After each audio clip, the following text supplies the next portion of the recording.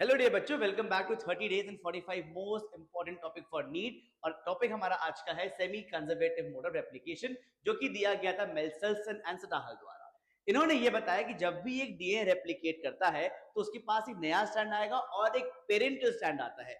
यहां पर इन्होंने इस्तेमाल किया इकोलाई N15 और N14, जो कि नाइट्रोजन के हेवी और लाइट आइसोटोप हैं। सबसे पहले इन्होंने इकोलाई को ग्रो किया N15 के मीडियम में, जिससे क्या हुआ, N15 जो है वो इकोलाई के अंदर क्या हो गया, इनकॉर्पोरेट हो गया और एक नया डीएनए बना। ये इकोलाई को, जो कि N15 वाला इकोलाई है, इसको ट्रांसफर कर दिया गया in the medium of N14। यहां पर आप देख सकते हैं कि N15 पहले से इनकॉर्पोरेटेड था, फिर यहां पर N14 मीडियम में रखा 20 मिनट के लिए, बिकॉज इकोलाई 20 मिनट्स में डिवाइड करता है।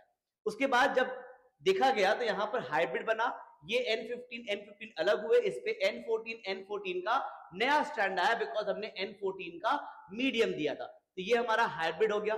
फिर उसके बाद हमने और इसको 20 मिनट्स रखा N14 के मीडियम में, टोटल 40 मिनट्स हो गए इनिशियल से, बट यहां पर इतने में कितना हुआ है, 20 मिनट्स। फिर देखा गया कि ये हाइब्रिड अलग हो गए, ये भी अलग होगा, इन पे फिर नया कौन सा स्टैंड आ गया, N14 का स्टैंड आ गया। अब यहां पर हमारे पास दो हाइब्रिड्स हैं और दो प्योर N14 वाले स्ट्रैंड्स हैं। फिर हमने और रखा है इसको 20 मिनट्स आगे, तो हम ये देख पा रहे हैं कि टोटल इनिशियल से 60 मिनट्स बाद क्या हमको मिला रिजल्ट, ये थर्ड जनरेशन कहलाएगी, ये फर्स्ट जनरेशन, ये सेकंड जनरेशन। तो हमको ये देखने को मिला कि हाइब्रिड दो हैं, बट N14 अब कितने हमको दिख रहे हैं, 6 दिख रहे हैं। तो यहां से आप इस पूरे एक्सपेरिमेंट से आप ट्रिक याद रख सकते हैं कि 1 से बनता है 2, 2 से बनता है 4, 4 से 8 और 8 से 16।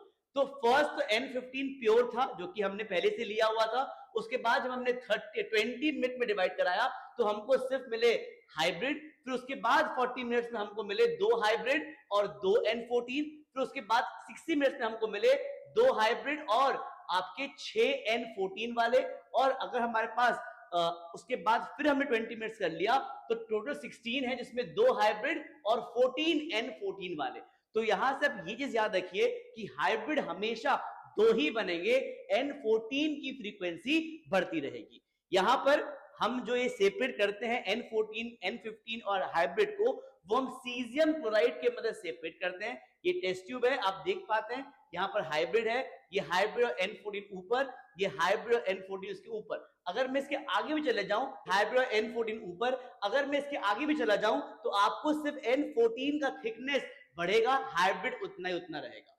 यहां पर ये कॉन्सेप्ट है कि N15 यहां पर बनेगा ही नहीं, वो सिर्फ आपका N14 के साथ इन हाइब्रिड